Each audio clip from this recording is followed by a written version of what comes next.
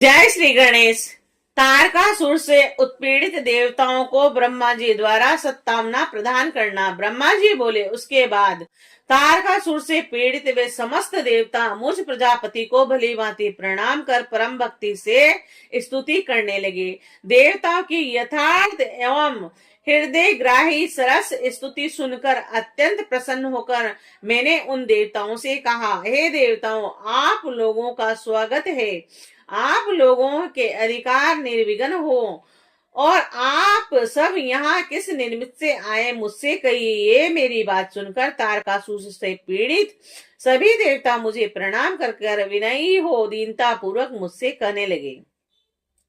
देवता बोले, हे लोकेश, आपके वरदान से अभिमान में भरे हुए तारक असुर ने हठ पूर्वक हम लोगों को अपने स्थानों से वंचित कर उन्हें बलपूर्वक स्वयं ग्रहण कर लिया है और हम लोगों के समक्ष जो दुख उपस्थित हुआ है, क्या आप उसे नहीं जानते? हम लोग आपकी शरण में आए हैं और उस दुख का शीघ्र निवारण कीजिए। हम लोग जहाँ कहीं भी जाते हैं वह असुर रात दिन हम लोगों को पीड़ित करता है। हम जहां भी भाग कर जाते हैं वहां तारक को ही देखते हैं। वे सर्वेश्वर हम लोगों के समक्ष तारकासुर से जैसा वह उपस्थित हो गया है, वह दुख सहा नहीं जा रहा। हम लोग उसी से पीड़ा से अत्यंत व्याकुल हैं और अग्नि, यम, वरुण, निरति, वायु एवं अन्य समस्त दिक्पाल उसके वश में हो गए और सभी देवता अपने समस्त परिकारों सहित मनुष्य धर्मा हो गए और उनकी सेवा करते हैं। वे किसी प्रकार भी स्वतंत्र नहीं है। इस प्रकार उनसे पीड़ित होकर सभी देवता सदा उनके वशवती हो गए हैं और उनकी इच्छा के अनुसार कार्य करते हैं तथा उनके अनुजीवी हो गए हैं। वह महाबली तारक ने जितनी भी सुंदर स्त्रियां तथा अप्सराएं हैं, उन सबको ग्रहण कर लिया है।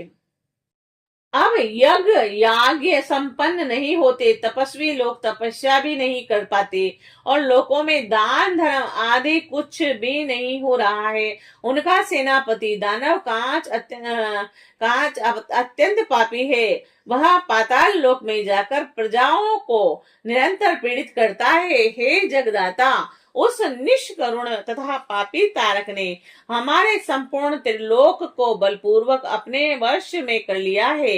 अब आप ही जो स्थान बताएं वहां हम लोग जाएं। हे लोकनाथ, उस देव शत्रु ने हम लोगों को अपने स्थान से हटा दिया है। अब आप ही हम लोगों के शरणदाता हैं और आप ही हमारे शासक, रक्षक और पोषक हैं।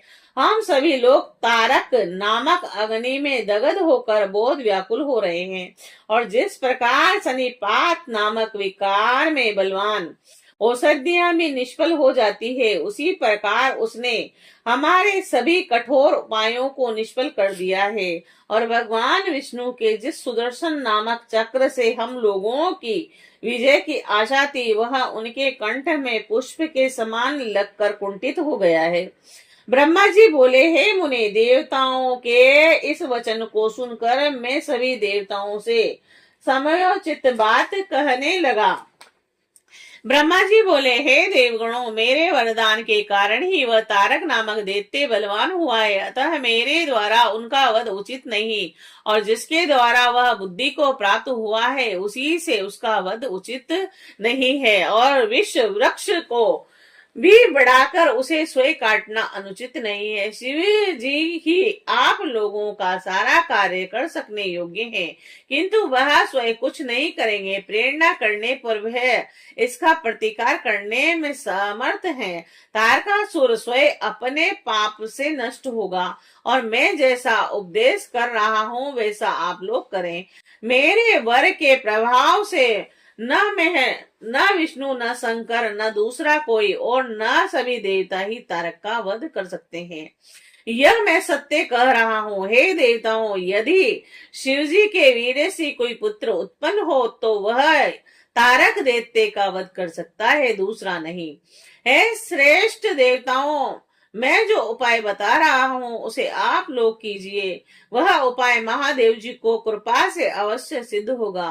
पूर्व काल में जिस दक्ष कन्या सती ने दक्ष के यज्ञ में अपने शरीर का त्याग किया था, वे ही इस समय मेना के गर्भ से उत्पन्न हुई है, और यह बात आप लोगों को ज्ञात ही है।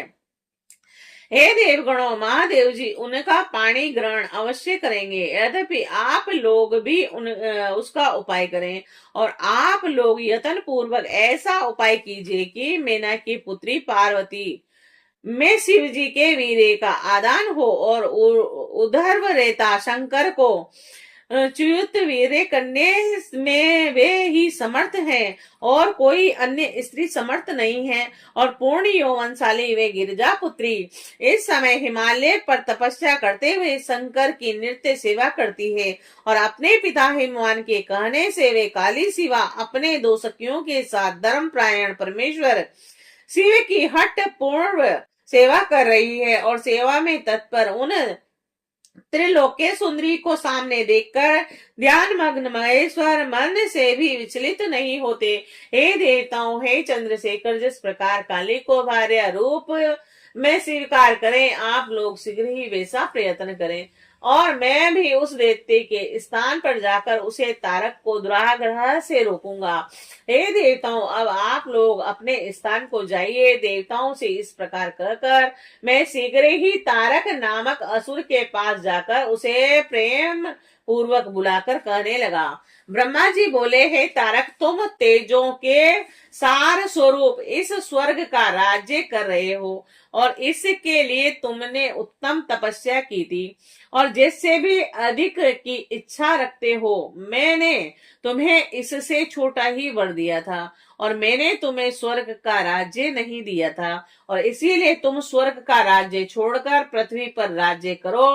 हे असुर श्रेष्ठ, इसमें तुम किसी प्रकार विचार मत करो, और वहां भी बहुत से देवताओं के योग्य कार्य है, और सभी का ईश्वर में इस प्रकार उस असुर से कहकर और उसे समझाकर शिवा सहित शिव का ध्यान करके वहीं अंतर्ध्यान हो गया। और इसके बाद तारक भी स्वर्ग को छोड़कर पृथ्वी पर आ गया, और वह शोणित नामक नगर में रहकर राज्य करने लगा, और सभी देवगण भी मेरा वचन सुनकर मुझे सादर प्रणाम कर कर समाहित चित्त वो इंद्र के साथ इंद्रपुरी को गए, और वहां जाकर मिल करके आपस में विचार करके उन सब देवताओं ने इंद्र से प्रेम पूर्वक कहा कि देवता बोले, हे इंद्र, जिस प्रकार भगवान शंकर सकाम होकर शिवा की अभिलाषा करे, ब्रह्मा जी के द्वारा बताया हुआ वह सारा प्रयत्न आपको करना ही चाहिए। ब्रह्मा जी बोले, इस प्रकार इंद्र से संपूर्ण वृत्तांत निवेदित करके